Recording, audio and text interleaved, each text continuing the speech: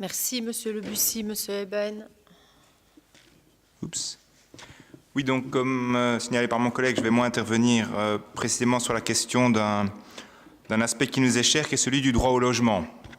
Donc ça a été souligné par ma collègue Sophie Lecron hier. Il y a 5000 familles aujourd'hui qui sont en attente d'un logement social à Liège. C'est un nombre qui ne cesse de croître.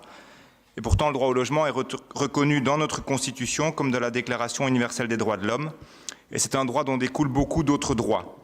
Le logement social ne résume pas à lui seul la problématique du logement, bien évidemment, mais c'est le dernier filet de sécurité. Dès lors, ce chiffre témoigne du non-respect d'un droit fondamental. Ce n'est donc pas un chiffre banal.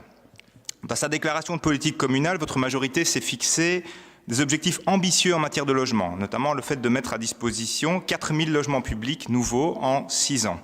Et nous nous en réjouissons. Mais cela impose des actes concrets sans attendre. Et malheureusement, dans ce budget 2019, nous ne voyons rien, absolument rien, qui va dans ce sens. Et donc j'aimerais insister sur 2 points très concrets. Le premier, c'est la question de l'agence immobilière sociale.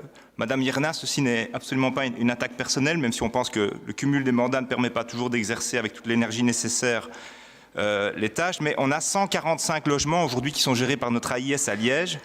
Et pour nous, c'est la preuve que cet outil est mal et trop peu utilisé. Mes collègues de l'Action sociale ont relevé hier, par exemple, qu'à Namur, il y en avait 307, à la Louvière 342, et il s'agit de villes plus petites. Et donc, on pense que proportionnellement, il y aurait donc possibilité à Liège d'atteindre 1000 logements qui soient gérés par l'agence immobilière sociale. Mais pour ça, il faut agir.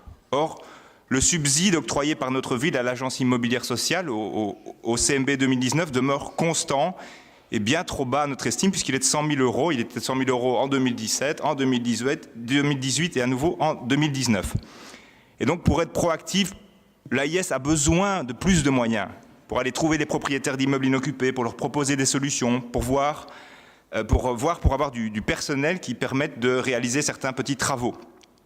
Et donc, sans augmenter ce subside alloué à l'AIS, nous ne prenons pas notre destin en main. C'est notre sentiment. Nous attendons des solutions extérieures qui ne viennent pas. Et vu cette problématique centrale qui est celle du logement, ça nous semble une situation inacceptable. Et donc, nous estimons qu'il convient de hausser substantiellement le subside de l'agence immobilière sociale, en rognant par exemple, on en a parlé, sur les frais de représentation, la question de la mutualisation du parc automobile du collège, c'est des exemples qui nous sont chers à nous, mais je suis certain qu'on peut en trouver d'autres.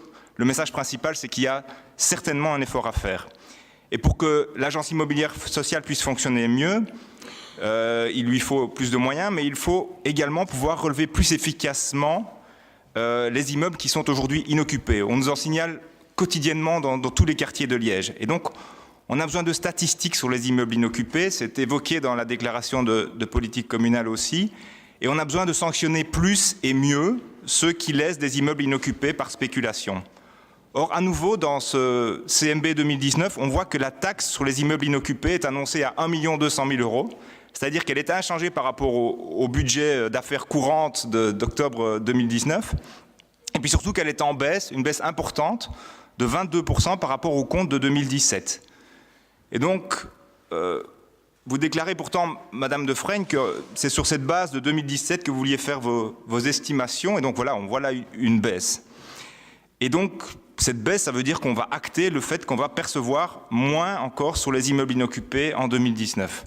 Et donc ne pas pousser les propriétaires de ces immeubles à se tourner vers l'AIS pour remettre leur logement dans le circuit locatif à loyer modéré. Et à nouveau, on trouve que c'est une situation inacceptable. Et donc, ce qu'on aimerait, c'est qu'on puisse augmenter le nombre d'agents constatateurs qui sont aujourd'hui, à notre estime et selon les informations dont on dispose, trop peu importants. Donc, soit via des engagements, soit on sait que la ville est dans une situation contrainte financièrement, en réaffectant les priorités en interne pour avoir plus de personnes qui peuvent faire ce travail pour aller voir les immeubles qui sont aujourd'hui inoccupés et donc pouvoir mieux relever cette taxe sur les immeubles inoccupés en faisant payer plus de propriétaires.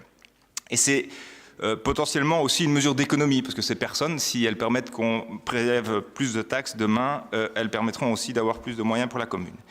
Nous souhaitons que les citoyens puissent aussi signaler à un agent les immeubles dont ils constatent l'inoccupation, avoir une modalité simple pour le faire. Il ne s'agit pas d'avoir un procédé de délation, mais d'avoir quelque chose par lequel les experts du quotidien de leur quartier, qui sont les habitants, puissent trouver un lieu où ils peuvent signaler ça et que ça puisse être vérifié par les agents sans qu'ils aient eux-mêmes à aller sur le terrain.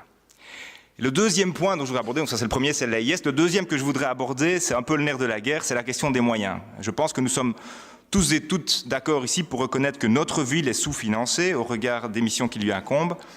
Mais le fait que les trois partis qui se sont partagés la majorité dans cette ville depuis des décennies soient également en responsabilité au régional n'y a rien changé. À notre estime, n'y changera pas forcément grand-chose à court terme. Et donc, on ne peut pas juste attendre qu'une solution tombe du ciel ou vienne de Laponie, dont on a beaucoup parlé, comme à notre estime, on semble un peu trop s'y résoudre. Et lors de la présentation de la DPC, chacun son tour, je pense, je ne vous interromprai pas, je vous promets, lors de la présentation de politique communale, j'ai signalé une série de points de notre programme qui étaient repris. Et je voudrais revenir sur une de ces mesures qui étaient dans notre programme et qui sont reprises, qui est l'idée de mettre en place un outil public pour collecter l'épargne locale au profit de projets d'intérêt communal, au premier rang desquels figure bien évidemment la question du logement. Et donc nous ne prétendons pas être des experts de tous les sujets, mais nous pensons, comme l'a évoqué ma collègue Céline Lambeau, pouvoir être des conseillers, et pas seulement des conseillers de l'opposition. Et donc nous souhaitons qu'il ne s'agisse pas seulement de reprendre des mesures qui se trouvent dans les programmes des uns et des autres, mais qu'on puisse aussi être impliqués en tant qu'acteurs dans leur mise en œuvre. Pour l'intérêt commun de notre ville, à laquelle, malgré nos divergences politiques, nous sommes tous et toutes attachés, nous voulons travailler avec vous quand cela est possible. Et donc nous sommes dans une démarche certes critique, mais positive pour le bien commun. Comme nous l'avons fait récemment sur la motion zéro plastique, par exemple, avec une autre collègue. Et donc c'est pourquoi nous voudrions vous faire une proposition qui est de mettre en place, sans plus attendre, une commission spéciale pour étudier rapidement la création d'un tel outil susceptible de collecter de l'épargne publique à l'échelle locale. Ayant travaillé déjà à cette question, nous nous portons évidemment candidats pour être des moteurs avec d'autres de celle-ci. Et nous proposons que dès 2020 soit inscrit au budget extraordinaire hors balise un investissement pour mettre en place cette structure dont nous avons tant besoin si nous voulons construire du logement public.